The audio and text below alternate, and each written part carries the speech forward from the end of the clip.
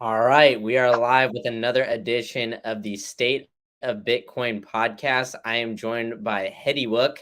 Heady Wook, how are you doing today? Good, man. Thank you. Yeah. So you are coming from a undisclosed location of a where a Bitcoin meetup is currently downing a couple beers. Is that right?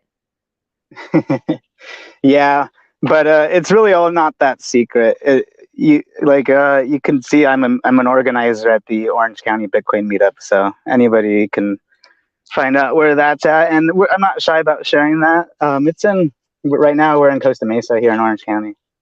Okay, awesome. Well, yeah, let's get into let's back it up for a second. So let's get into your orange pill story. So how did you find Bitcoin? And when you found Bitcoin, was it kind of the first and only thing that you stuck into, or did you kind of dabble around into the various shit coins and everything else like that? Okay. Yeah. Yes. The short answer. But my friends came to me, telling me about Bitcoin, how I can make money from it. So I'm usually a skeptical person, and but I looked into it because I'm open to making money. Um, and I slowly started to find out about all the features, the cap, the miners, the decentralization, all that jazz, all the ethos that goes into Bitcoin. And so when I came back to my friends, like a week later, I'm like, hey, what about the miners? What about the hard cap, the difficulty adjustment, the halvings, etc.? And it just went over their heads. So then, kind of, that's when I knew what I was dealing with, and it became less about the money and more about the principles. Gotcha. So I kind of had an interesting conversation with Craig. I'm not sure if that's how I'm saying it, is Dutch or what, but he's creating the Bitcoin game, and his thing is that everybody in the Bitcoin sphere or that kind of gets into Bitcoin should have their own proof of work inside of the Bitcoin space. So it seems like you're doing that in a couple areas. One of them, according to your Twitter bio here, is organizing the Orange County Bitcoin meetup, which you kind of described earlier, that you're there right now, or at least in that location. So, how is the experience of just organizing a Bitcoin network or Bitcoin meetup going so far? And how long have you been doing it? Yeah, it's a great thing to do. I've been doing it for maybe since 2019, I think now. Um, I was mostly a lurker in the Orange County Bitcoin Network group, um, and then I finally just went to a meetup, and it was great. And one of the founders, Stephen Cole, he described it as Hedywick just came one day, and then he just never stopped coming. So so from there, it kind of just natural leadership opportunities came up, and I took it and started to help out Brian Harrington. He was on your show recently. Started helping him with his Anaheim meetups, um, and then from there it just kind of kept growing, and we just kept organizing more meetups in different places. And now we have Brian over in Murrieta. We have the Costa Mesa one here. We had one in Newport Beach. We went down to Laguna Hills. So it's great because we get to meet all sorts of people here, and I get to do pretty much. We could either just hang out and drink beer or talk Bitcoin, I can put on like presentations, like how to run a node, flashing SD cards, all that kind of stuff. And I think that's what we're going to try and go for this summer, is trying to do like a lot of Bitcoin 101, because a lot of people who come to these meetups are new. Yeah, so I guess yeah, it seems like you're organizing a lot of the meetups just or at least helping organize a lot of the meetups in the state of California. So we met in Bitcoin Miami. So have you noticed, I guess, a little different of a vibe from the Bitcoiners in California from where you've met everybody else everywhere else, or is everybody still kind of I guess along the same lines? Like, is the education a little bit different, or what, or is it a little bit more well received because they had Silicon Valley and everything in Northern California? So it might just be ignorance over here as a Texan and now in Florida. But was the I guess the tech industry there kind of helping a lot of people in California understand the ins and outs of Bitcoin a little bit quicker? Yeah, that's an interesting relationship you kind of thought of there. I don't know, but what I can tell you though is uh, there's different factions. So I've done survey results. I've taken survey samples on our participants here at the Bitcoin meetups and asking them things like, how many meetups have you been to? What do you want to hear about, et cetera, et cetera. And like I said earlier, most of them are new. So like some people just want to socialize and talk about Bitcoin, right? And so some people want Bitcoin education. So like that's why we have the meetup here on Thursday is a casual meetup. We come over, we drink beer, talk Bitcoin. We don't do presentations here. Uh, but for example, like in LA, they have BitDevs LA, and it's in the name, BitDevs, developers. So those are more technical people. Those are the people that meet up, and they have like Socratic seminars, and they discuss BIPs, and those are the technical people. So I don't know if that has anything to do necessarily with Silicon Valley, but people want different things, and you can find them at Bitcoin meetups. Yeah, so I guess how have you been able to balance that? It seems like you're doing a good job just kind of like surveying and trying to figure out what your community wants. Are you kind of organizing it where some days it's just come by, drink a beer, and talk Bitcoin, and then certain weeks is more seminars, or is it just one or the other, and you kind of have like certain meetups in cities, like neighboring cities, that are more presentation, so if people want to drive a little bit to get a presentation, they can do that? It's everything. There's the good thing about meetups is that you can make them as structured as you'd want or as unstructured as you want, and we've tried a mixture of both. So what we found that works best is if it's going to be educational focused, then people already need to kind of be invested in that, because some people are turned off. Because we've done meetups where it's there's a presentation and it's a casual meetup. So, for example, we'll have one table off to the side where we're doing a presentation, and then the rest of the tables are like open to just talk. Um, but what we found is that people felt obligated to listen to the presentations when they just wanted to socialize. So we kind of stopped doing that right now, and that's why we kind of want to start it up again in the summer, but make these educational focused meetups more specific. And to get some investment in it, like not to like try and make money or anything, but to just like $5 at the door or something, and it's like that'll show like you're going to be there for the education, and this is not just like a casual meetup, so it's like $5, 5K sats, whatever. Like that might not even pan out. Like we don't even know yet. But that's kind of one strategy that we're thinking, is make them specifically focused, and uh, maybe at different locations, maybe the same location, or maybe alternating. We really don't know. It's in the works. Yeah, I think I've been to a couple meetups in different cities, and it seems like like you said, there's just a mix. It really depends on the city, and I guess what people really want out of it. I guess, have you noticed? You said you've been running it for a couple years now.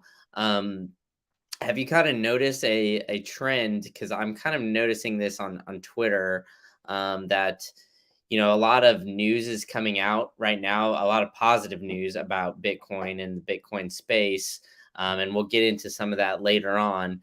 But a lot of positive news is going on, but the price is relatively stable. It's kind of floating around 40K. Do you kind of notice that, when Bitcoin is taking off, that more and more people show up to the meetups? And or is, now kind of a different time where a lot of people are sticking around and coming consistently? Yeah, yeah, exactly. That's exactly right. So yeah, like when Bitcoin's pumping, um, we get a lot more people, coming to our meetups, especially like new people. Um, Now, on average, like six, like not including the regulars. Like if we exclude regulars, maybe like new people show up nowadays. Mostly it's because I haven't ran the survey in a while, but most people are new, right? Like half our participants are new, and a small percentage are the ones who have been coming like over and over and over again. So the ones that come over and over are obviously the locals, and they like meeting up and everything. So it's um, it's those new people kind of we have to kind of address, help them out.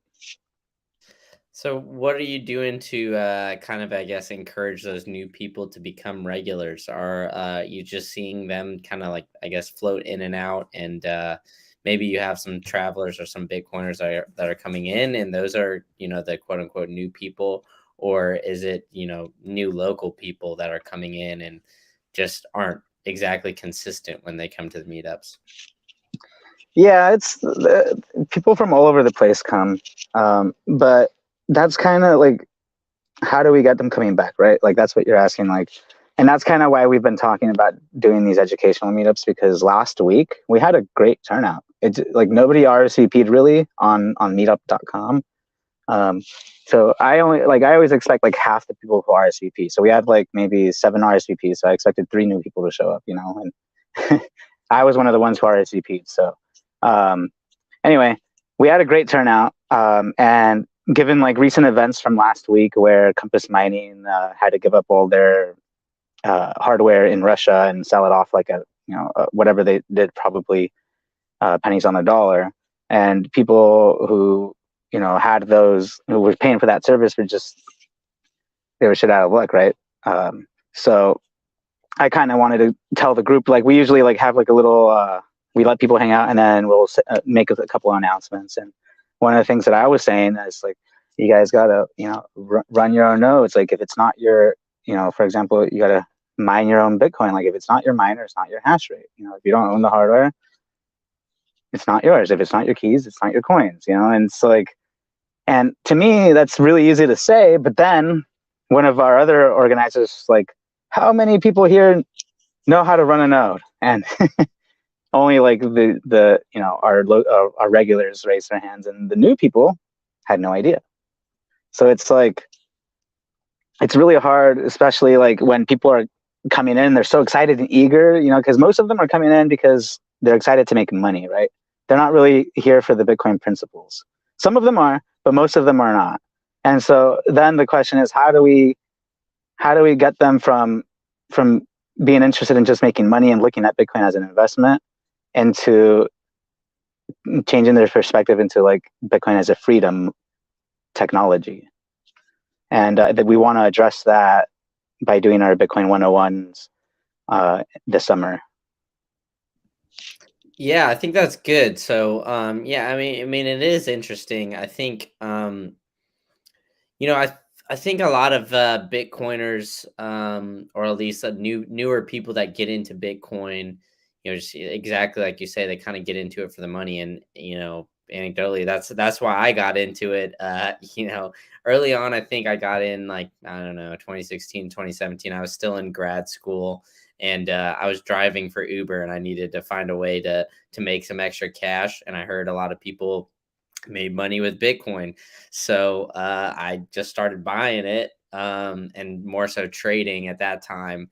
Um, and then I started to do some research after I bought some, and then then the rest is history. So I think everybody kind of has to go through their own education, and I think these meetups are definitely a good place to do it, and because you get a lot of bright minds, and once you get into these meetups, and then you get these people coming back consistently, I feel like the trust factor there helps a lot. Have you noticed that in your experience? Like, once you get people coming 3-4 times, they start to trust you a little bit more, and then they're more open. Or do you get people that come initially and are extremely eager to learn? All sorts of people. Yeah, all sorts of people. People who are skeptical, people who are eager, people who come in already focused on the privacy aspect, and they just need to like some help launching off. So it's a little bit of everything. Okay, awesome. That's cool. That you got like a good mix of people. Now let's get into I guess the privacy aspect of it. So you have a guide on how to get non-KYC Bitcoin. So you have like a guide at headywook.com. If anybody wants to check it out, it's also in your Twitter bio as well. So I guess explain your thought process. Like, how long did it take to make all this? And yeah, have you had like a positive response from this guide, and like a lot of people letting you know that it's helped them a lot? Yeah. Um, so I guess I'll just I'm only going to talk about one article. I have a few articles. I mean, we can talk about more if you want, but I think there's one that I want to focus on because it's the most important. Um, uh, like first, I want to do some house cleaning, right? Uh, Most people who want non KYC Bitcoin don't know how to get it, and that's the problem, right? It's easy to sign up for Coinbase or whatever, but if you want privately acquired non KYC Bitcoin, then how are you going to do that? So this is the housekeeping, right? So go to your Bitcoin meetups, find one. There's Meetup. There's BitcoinOnly.com or Bitcoin Dash Only, I believe. That lists a bunch of Bitcoin meetups all over the world. It's not always kept up to date, so it might not result in what you're looking for. But then I've also started to join a bunch of meetup groups on Meetup.com. So if you're on Meetup.com and if you are privacy focused, then obviously sign up with like a fake email and like a pseudonym, no personally identifying information, which is easy to do. I also have a guide on throwaway emails, also on the website. But you get on Meetup.com. I'm following over 60 meetups right now, and I'm working on collecting more. So if there's another place for you to check if you want non KYC Bitcoin, like go to we're meetup.com/OC-BTC, and you'll find me there as an organizer. And you can look at the groups that I'm in, and try and search there too. Right. So if you go to your Bitcoin meetups, try and find someone there who's selling Bitcoin, or ask a friend. If you have friends on Twitter or whatever, say, hey, I want to get started on non KYC Bitcoin.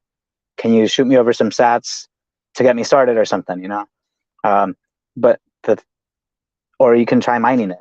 There's Econo Alchemist and Diverter came out with guides, mining for the streets. Diverter wrote, and mining for non KYC Bitcoin, Econo Alchemist wrote, and they're great, very detailed. So if you have the capital and you want to start acquiring non KYC Bitcoin, that's a route to take. You just pay your electricity bill as you acquire Bitcoin.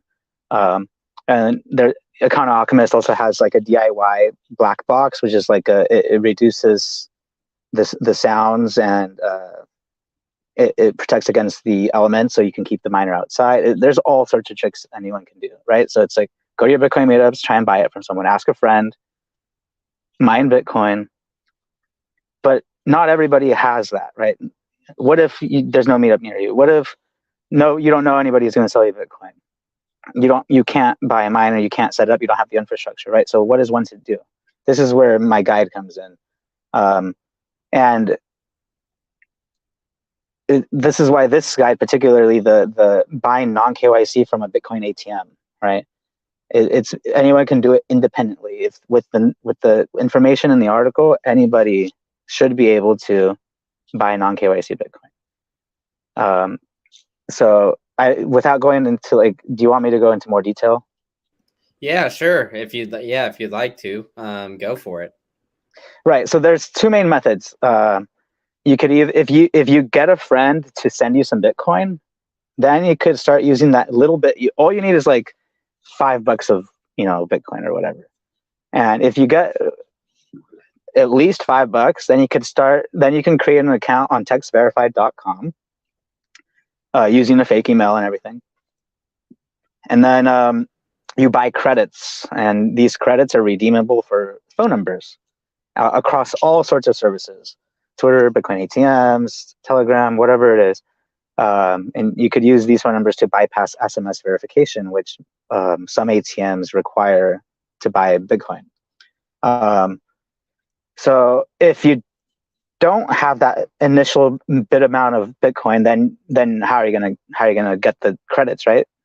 So then this is where you either have to go get a prepaid debit card with cash from the store, like Ralph's, for example, or 7-Eleven, whatever it may be. Just make sure that all this is written in the guide in detail, by the way. So just make sure that the card is spendable online, etc., that you could use it, for digital purchases. But usually you have to register the card. So register the card with fake information. I usually like to use the address of the place I bought it at, but that's trivial. It's laid out there. Essentially, register it, and then you could use it online. Then you could use that to buy the credits on Text Verified. And that's method one. Method two, you can go to your local mobile store, buy a prepaid SIM card with cash.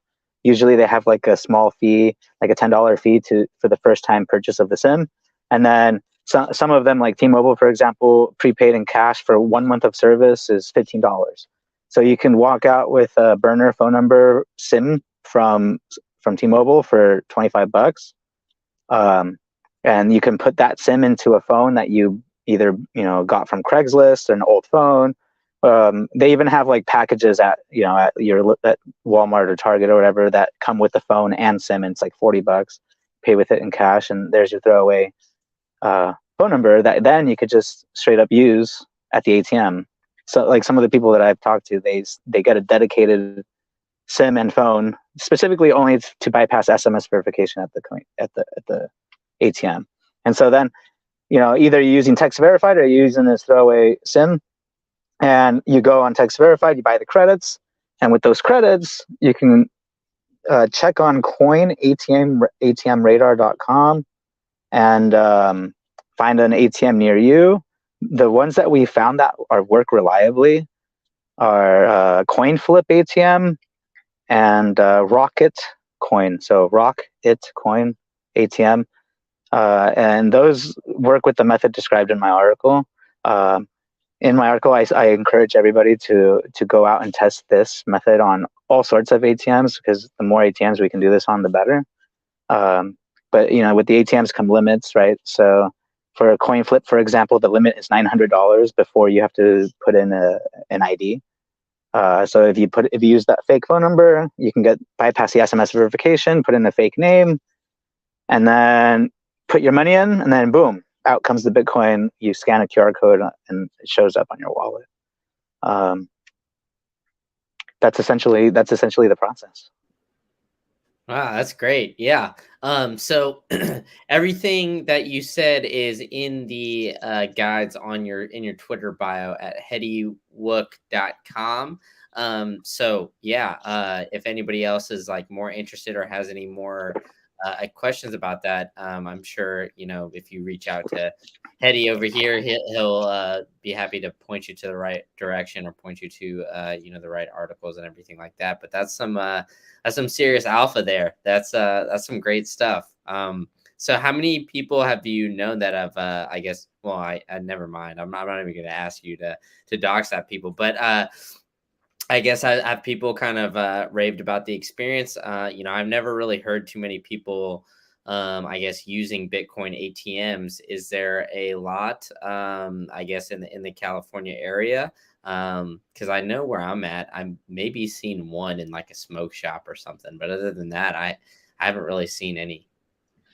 Right. Yeah. I just realized that I didn't answer another part of your question from before, but yeah. So my articles on my website link to archive.org. If anyone knows the Internet Archive, there's all sorts of stuff on there. But my articles are banned. Some of them were banned from Medium.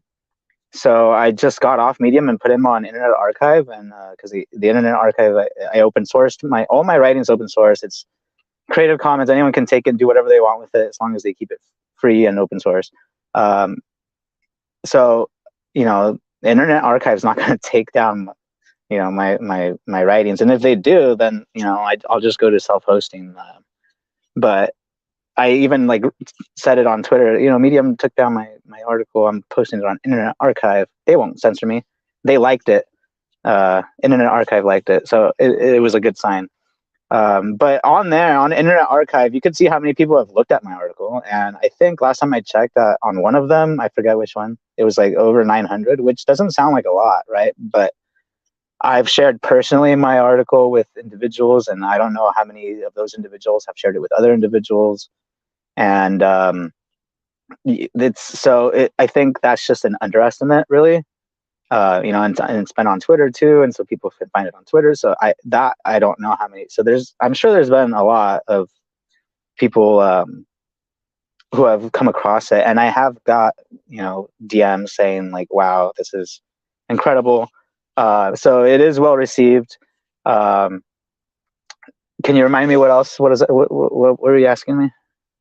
I was asking you about Bitcoin ATMs. So Yeah. have you, how's the experience like using one of those? Because I It's kind of really got it. easy. Yeah. Yeah, it's easy. It's like riding a bike. Like you get the bike and you have to put the tires on, right? That's like reading the article and like just down and getting the fake email and like going on text verified. And you got to put the bike together before you ride it. And if you know how to ride a bike, then then anyone who knows how to ride a bike knows that it's really hard to forget how to ride a bike. So it's like that saying, it's like riding a bike, right? So once you do it for your first time, the next time just gets smoother, and after that, it's like you don't even think about it. So it's really frictionless. Like a lot of people, I really don't like how people say it's so hard, to get non-KYC or Bitcoin, but it really isn't. You just gotta know how to do it, and boom. And speaking to another question you asked earlier about doxing people, I'm not going to dox them, but one individual was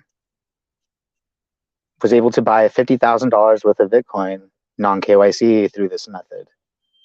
And depending on who you are, that might be a lot or not, but it is a significant amount of cash that one was able to get into Bitcoin non-KYC. It took him 2 weeks.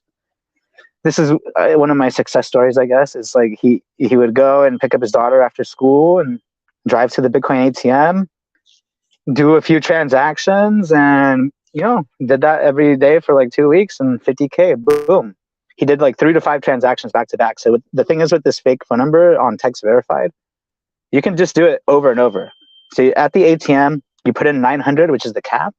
You get that into your wallet. Cool. You restart. You get a new phone number, completely different than the last one. You can either use the same fake name or a new one. And then boom, do it again. That's 900 times 2. You can do it 900 times 5, whatever. We've done up to 5. So if anyone's willing to test more, let me know. But we've done up to 5 transactions of $900 in one sitting. So I saw on Twitter, like someone was just saying like shit talking Like how realistic is it to get 6 figures in non-KYC Bitcoin? And I referenced my article. That individual, 50K in 2 weeks. Well, let's just say he did it another 2 weeks. That's 100K. That's 6 figures. So maybe a month or more or less, depending on how frequent you do it. So this method is reliable. It's been tested. It works. Yeah, that's incredible. Wow. Yeah, I mean, 50K I think is no value to scoff at, for majority of people. So, that's an awesome success story, and awesome work that you've done, and sharing everything like that. And we already have a couple people in the chat too that said it's the first time hearing of your work, but they're looking forward to looking into it more. So hopefully that 900 number will go up, and more people will be able to find some, or be able to purchase some non-KYC Bitcoin. But let's get into some of the Hold on, current. one comment. So then earlier you said, like, for you didn't know where there was an ATM, right? Yeah. So I'm just going to reiterate, on coinatmradar.com, you could use that to find ATMs near you. Yeah. All There right, you go. I'll That's do all. that. Yeah. Coin Radar, Coin ATM. Yeah. radar.com. I put it in the chat too for those here. So yeah, now let's get into the current events, and I'll also put Heady Wook's website with all his guides and everything like that in the show notes and in the comments on YouTube too. So for anybody listening, please go there and you can find all his articles and guides and everything like that. But let's get into some current events. So I think the biggest current event that happened recently is the Central African Republic makes Bitcoin legal tender. So they become the second country to make Bitcoin legal tender, of course, after El Salvador. I'll use the CAR as short, but the CAR was under the French control for some time. It's currently one of the poorest countries in the world, with some very unstable currency. It's a slightly smaller population than El Salvador. So it's got about 4.7 million compared to about 6.5 million in El Salvador. So obviously, moving to the Bitcoin standard off of a unstable currency that's not backed by gold or anything like that, obviously very positive for a small country like this. So another note too I have about the CR is that they have a significant amount of natural resources and natural energy, specifically uranium. So I think overall this is positive for Bitcoin as a whole, obviously, because another country is creating or making it legal tender. But at the same time too, that they have some interesting energy sources. So we have El Salvador kind of using a volcano, or planning on using their volcanoes to mine Bitcoin. So I'll be curious to see if what the CAR does to mine Bitcoin as a country as well, to see if maybe they use uranium or some other energy source, or something more I haven't even thought of, and get creative to mine Bitcoin. But what are your thoughts of the second country in the world making Bitcoin legal tender? So I'm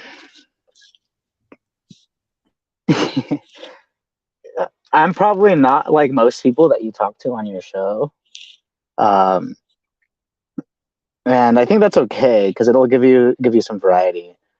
Like, I feel ambivalent, I guess, about that, and El Salvador, mainly because like, let me just ask you some rhetorical questions and you can answer them. Like, what is Bitcoin? Well, I mean, digital gold or digital currency. I don't know, like how long you got. Yeah, I mean, I know, it's like, it's okay. Let's just, like, don't resist it. Let's just play along, right? yeah. Um, Like it's a peer-to-peer electronic cash with no trusted third parties, right? So Yep. introducing it like as like through a nation state level does not sound like a peer-to-peer electronic cash with no trusted third parties, right? So it's like, and then that news just came out recently. But if you look at the El Salvador as the proxy, depending on where you read your information, you can get a little bit of both sides. There's people on the ground in El Salvador who are protesting against Bitcoin. There's people in El Salvador who are for Bitcoin. People in El Salvador, I think, are mostly using Chivo wallet, right? There's also been reports of individuals having their accounts and identities stolen. So when they go in to try and redeem their $30 of Bitcoin, some individuals have found that their accounts already been taken. So so it's like, and then all of it's like on Lightning, right? So it's custodial, and no one's running their own nodes, and there's a lot of privacy issues.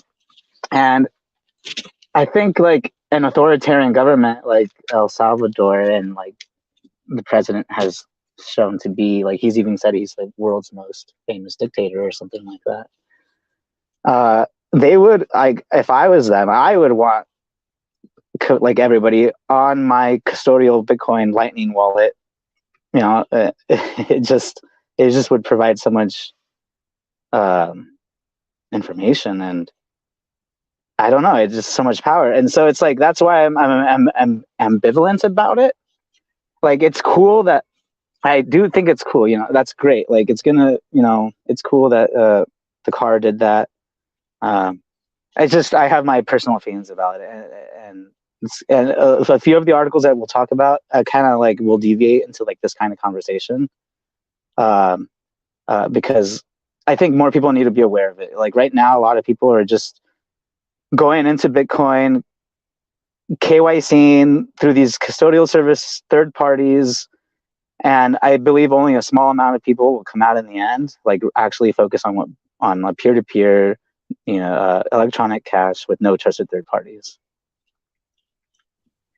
Yeah, I mean, you don't have to agree with me on everything on this, and I do appreciate that the viewpoint for sure, and I think I never really thought of it that way, to be honest, and I do agree. I feel like a lot of the news that comes out of Bitcoin and Bitcoin space, everybody just jumps to thinking immediately it's positive, and they don't really think of maybe necessarily the consequences, or kind of like moving away from the Bitcoin ethos, kind of like you're describing here.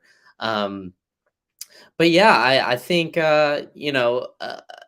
El Salvador, you're exactly right. A lot of people don't really understand Bitcoin as a whole, and I think like the Chivo wallet.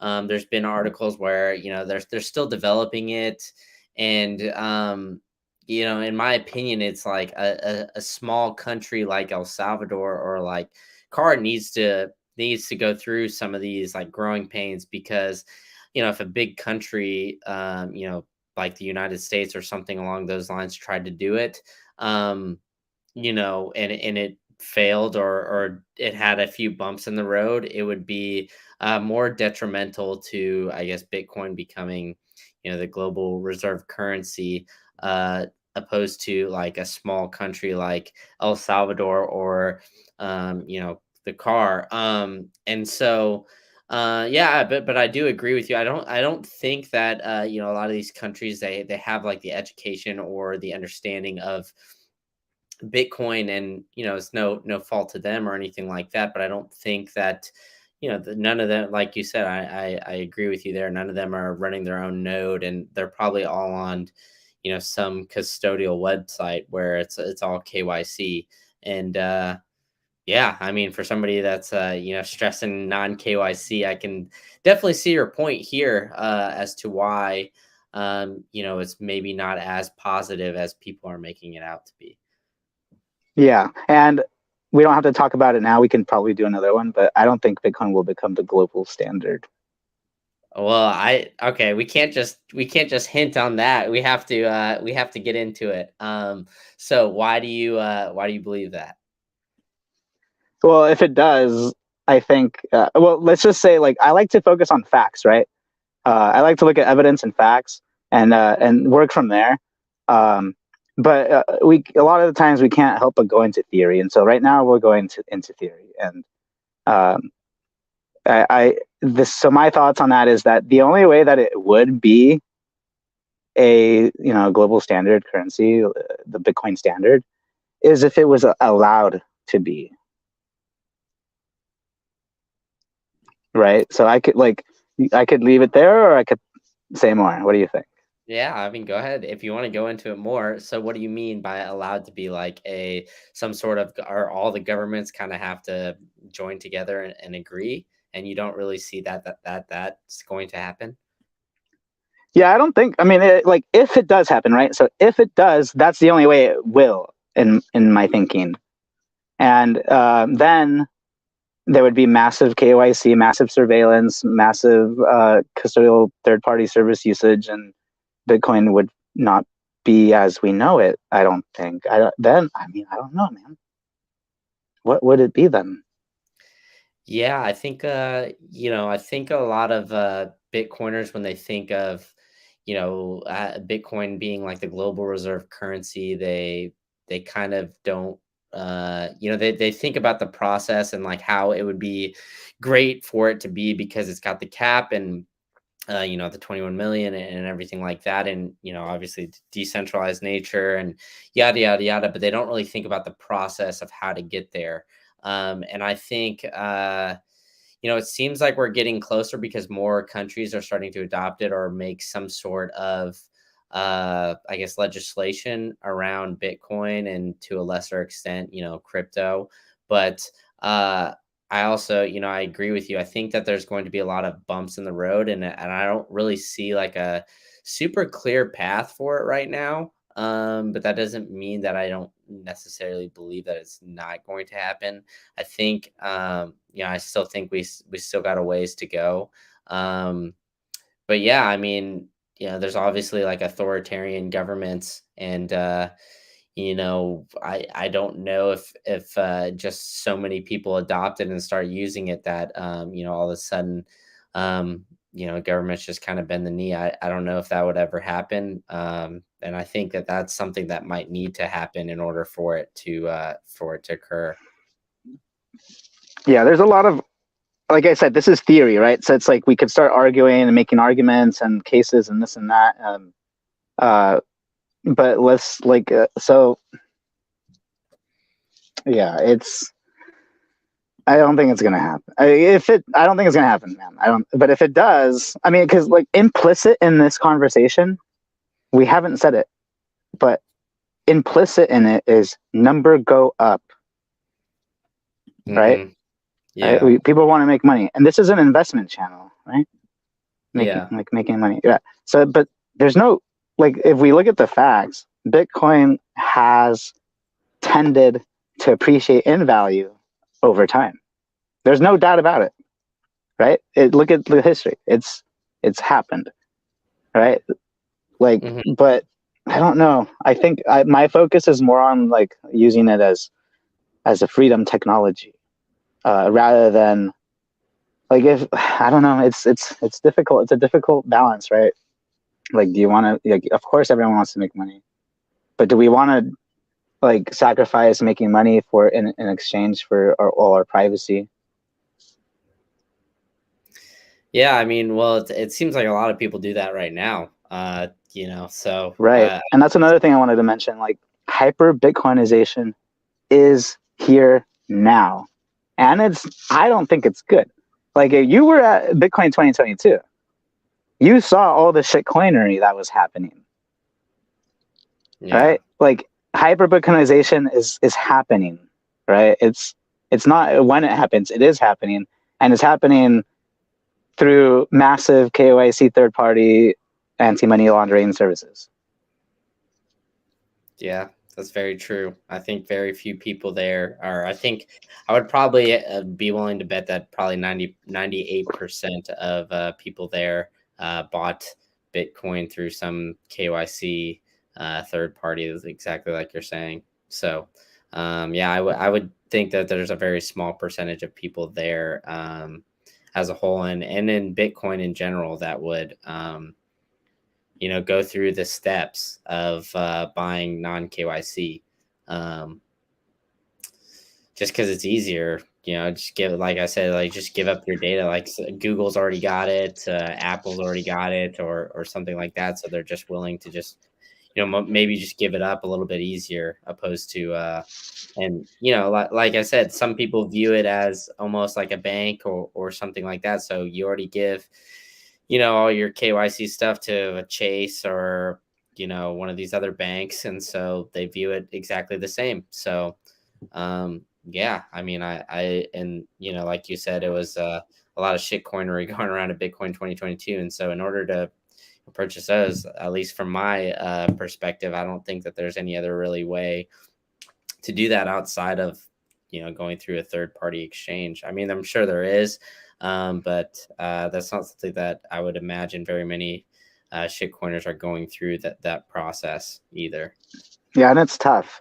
It's tough. Like this conversation relates to maybe one or two of the other articles that you have on there. I don't know if at this point we're going to get through all of them, but do you want to list them off, the rest of them, real quick, and maybe I could tie in some of these thoughts into one of them? Yeah, for sure. So, yeah, so we were going to go through a few other stories, but I feel like this conversation's it's a lot of good information as well. So, the a couple of the stories that I have are the city of Fort Worth is mining Bitcoin. So I think that they have a total of 3 Bitcoin miners in like their town hall. And then on the same token, the state of New York has not passed a bill, but proposed a bill to ban all proof of work, quote unquote, crypto mining. And so if this bill was passed, it would put a moratorium on proof of work mining for the next 2 years. And then, yeah, do you want to get into any of those two, or do you want me to keep listing off the rest?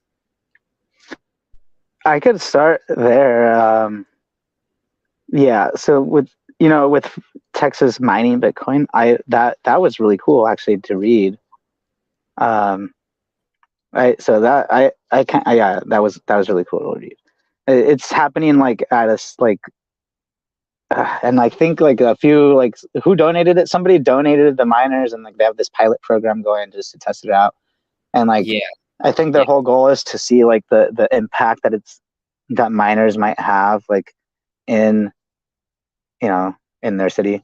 But then like we got to remember like these are governments, right? And so they have to play by the rules, right? And if Bitcoin is like people say that Bitcoin will take down the fiat system, right? yeah, Or exactly. is that false? Right? Yeah, Yeah, right. So how is that going to happen if governments who are regulated by our, or the local governments who are regulated by our federal government have to play by the rules, right? So now they have to say, we have these miners, we mine this much Bitcoin, this is what it's worth, etc. They're probably going to pay their taxes. I don't know, like, and so it's like, how is that any like another step towards taking down fiat, right? So it's like it's cool to see that they're doing that. Like I really do appreciate that. But if like it's just like taking it back to like my stance is just I can't help but see that like it's kind of counterintuitive. How it will Bitcoin take down fiat if governments are using it also, like, and they have to play by the rules. So yeah. I think it's kind of like a similar story. Like you're seeing a lot of states accept Bitcoin for tax payments and other things like that. So, um, I think it at one token, it kind of I think it gives like Bitcoin a little bit more publicity or marketing.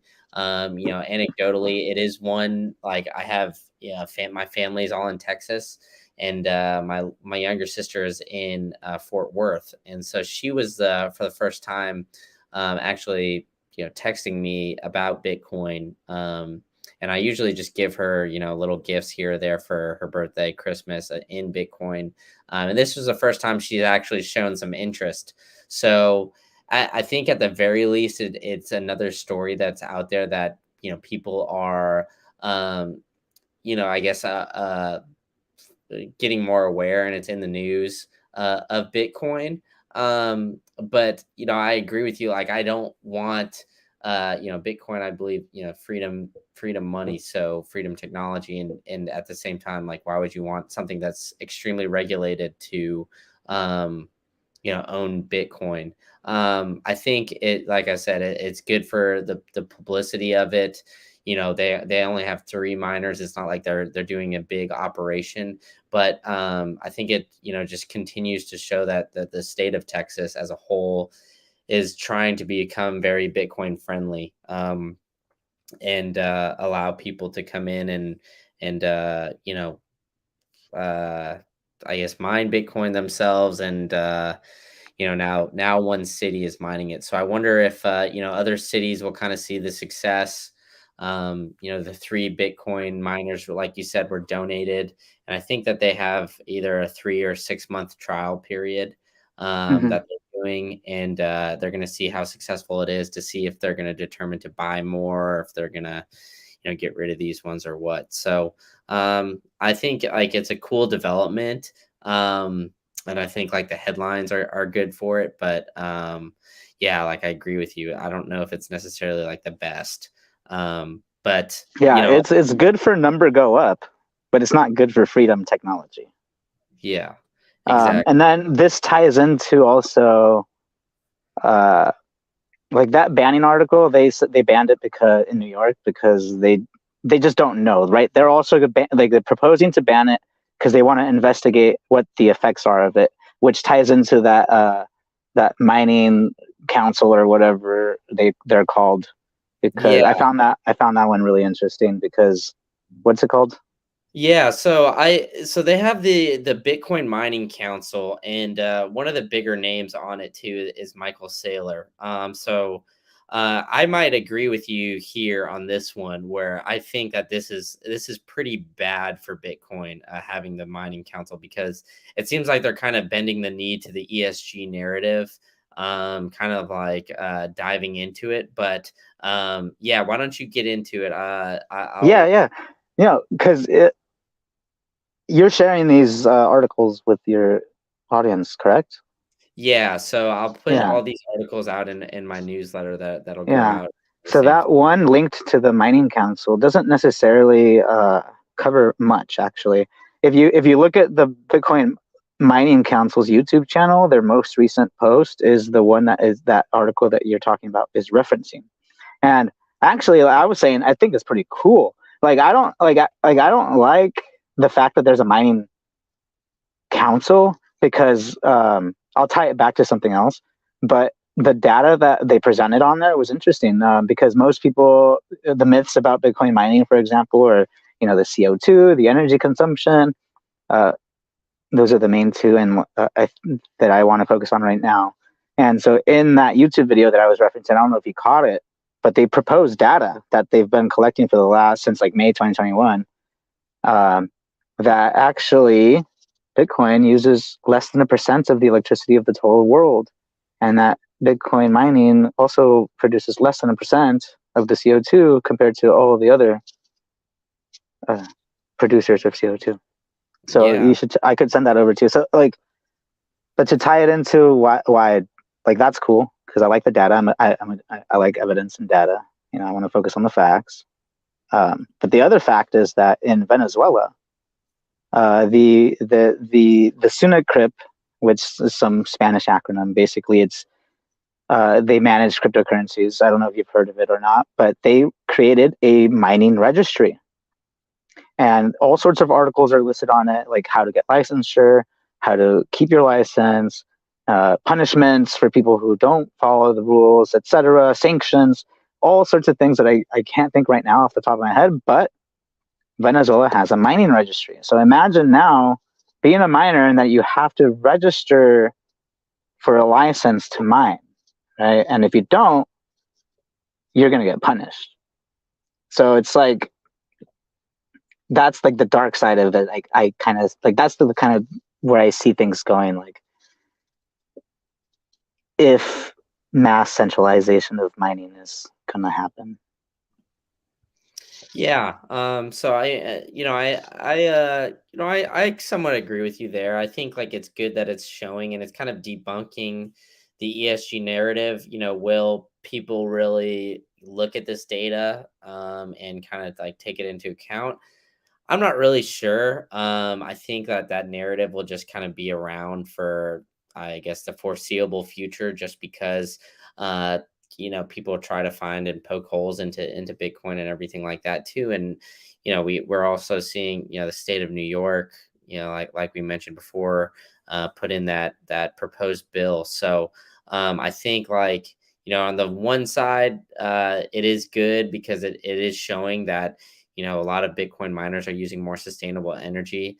I thought, I did see like just one blip too, that 58.4% of Bitcoin mining energy is quote unquote sustainable electricity, while like the Bitcoin Mining Council members are 64.6. So, whichever way you split it, close to 60% of all Bitcoin mining is using quote unquote sustainable electricity. So, saying that it uses, is bad for the environment and all that kind of stuff is just kind of showing that, here it's becoming more and more sustainable as well. So, kind of debunking that ESG narrative as well. Yeah, and then also people are using the heat, for example, from Bitcoin miners to heat their pools, to heat their apartments or homes, and if they live like in the cold states like Minnesota, Colorado. Econo Alchemist like hinted at he posted a picture on Twitter recently with like a infrared thermometer pointing at an egg on like a little nest inside the bottom of his like black box, which houses a miner, like hinting at the fact that the chickens like the heat. and then he's like, in the comment section, people are like, "Oh, how about using the heat to keep the water from freezing over the winter, or like keeping the coop warm or whatever?" And it's like, it's just amazing what people are coming up with, these days. Yeah, I'm seeing a lot of stuff too, like people like even just using Bitcoin miners to heat up their hot tub or something like that too. So I think a lot of people are getting more creative on how to use that heat that's being let off. But I know we're running close to the end of the time that we got here, but I want to go over the BIP 119 change in protocol. So for those that don't know, or it's the proposed change in protocol, it's it's proposed by Jeremy Rubin. And if you haven't seen, there's BIP119.com that was made by our good buddy Bitcoin Gandalf. And so it's a Bitcoin improvement proposal that proposes a change to the Bitcoin protocol, which introduces the use of a new covenants. And covenants is essentially Bitcoin transactions that refer to restrictions on where coins can be transferred. So have you kind of looked into this, and what are I guess some of your initial thoughts? Because I know, right now it's just simply a proposal, and it hasn't gone through or anything like that just yet. Yeah, that okay. So I've dabbled in like computer programming, and I've had my practice in some coding and stuff, but I'm in no way like an expert in any of like that, especially like C++ and whatever Bitcoin uses. And so, but I do understand, I have gone into some of the technicals of it. But a lot of that BIP just honestly goes over my head. And, I did go through it, and they make claims. The author makes claims in there, and he tries to back it up, but there's really no hard evidence. So it's like to be convinced, because I guess I don't know if conservative is the right word, but I guess I'm conservative with when it comes to Bitcoin. Um, and given like the precedent set with Taproot before, everybody just was guns ho, like guns a blazing, guns ho, like really excited. Just boom, it happened like nothing, right? So it's like anytime there's like a bit proposal and it just goes by so fluidly like that, like I don't know, like it just kind of raises my like it like raises a red flag, I guess, in my mind. It's like, is this the precedent that we're setting? Like, oh, these bips are so cool, let's just get them in right away. And it's like, I don't know if that's necessarily a good thing or a bad thing, but it's just something that my mind goes to, and especially like in the BIP itself on GitHub, he makes his own claims too. He's like, he has like a section of like concerns or limitations, right? And so he brings up a lot of good points himself. So it's like, is this thing ready? And like, if like I like it's a soft fork, so it's like it shouldn't have too much of an impact. But it's like my worry is like, are people really educated and like knowledgeable enough to be able to determine like if these things are actually good, or are they just going with the bandwagon and like letting it ride like with any new bip that comes along? And I think that's an important question to ask ourselves, because the precedent set by Taproot just it seems so it went so fluidly, and it just raises a red flag in my mind.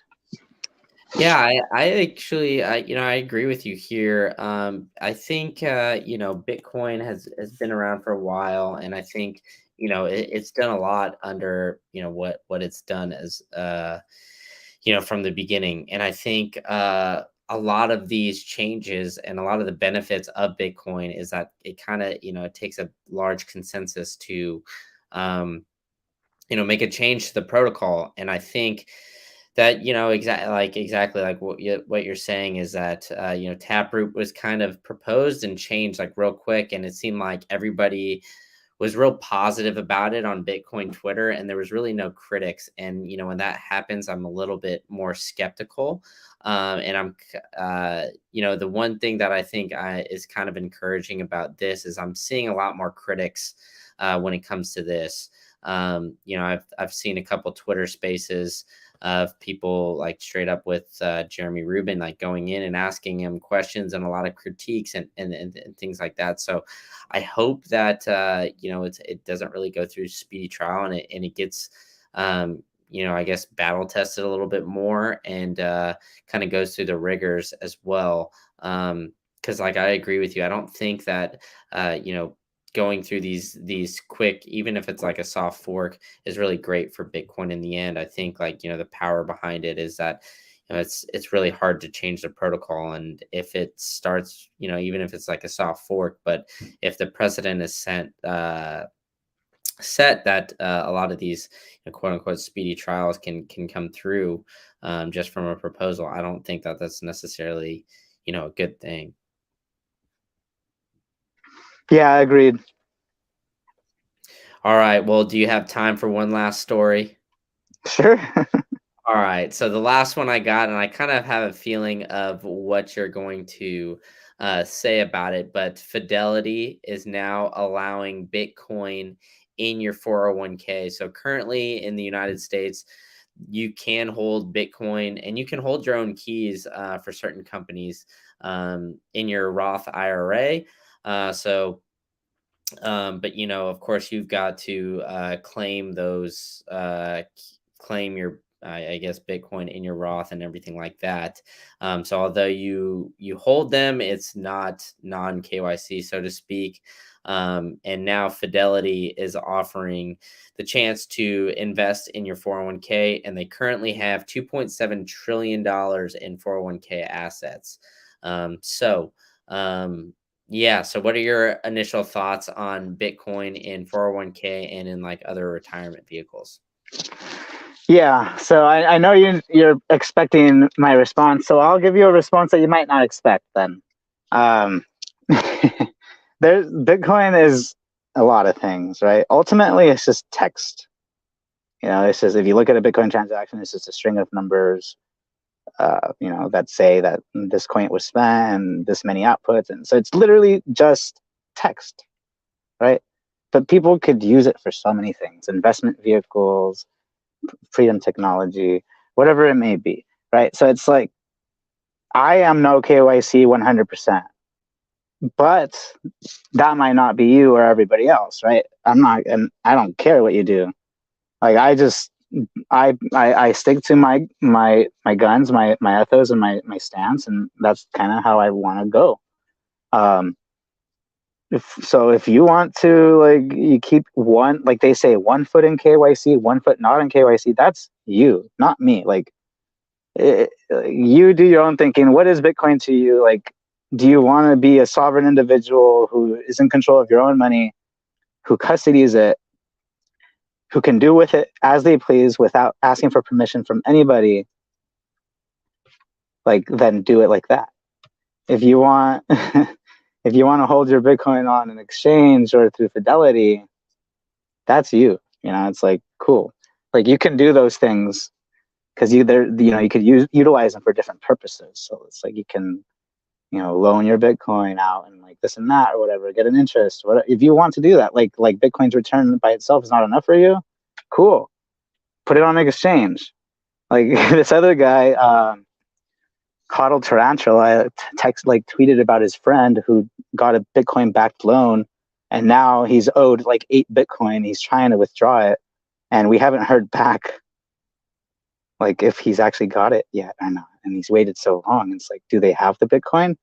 Coddled Tarantula is kind of like hitting the gong right now, saying, everybody get your Bitcoin off the exchanges. Do they really have this Bitcoin? Is it rehypothecated? Like, is it fractional reserve? Like, okay, cool. Like, so it's like you could do whatever. If you want to keep both, cool, you can. Great for you. I'm not going to do that because I want to use Bitcoin for what it is.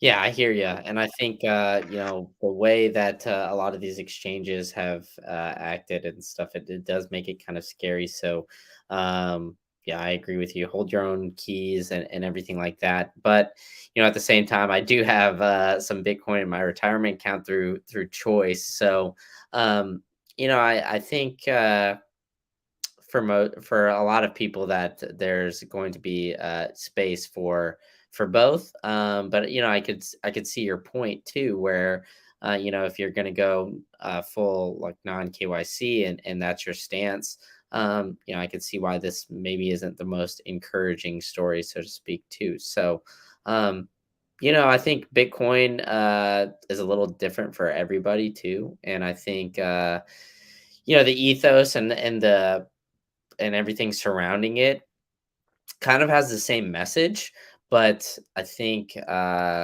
some people interpret it a little bit maybe not differently, but take it to heart a little bit differently. Maybe don't go the full extent of non KYC. Maybe that's not for everybody, but I see the power, and I think everybody that knows the root behind Bitcoin can know the power behind fully having non KYC. So obviously you went into the weeds of it earlier, and so yeah, if you want some non KYC, definitely check out headywook.com and all his guides and everything like that too. So yeah, that's the last story I had for the day. So you got anything else to add on that?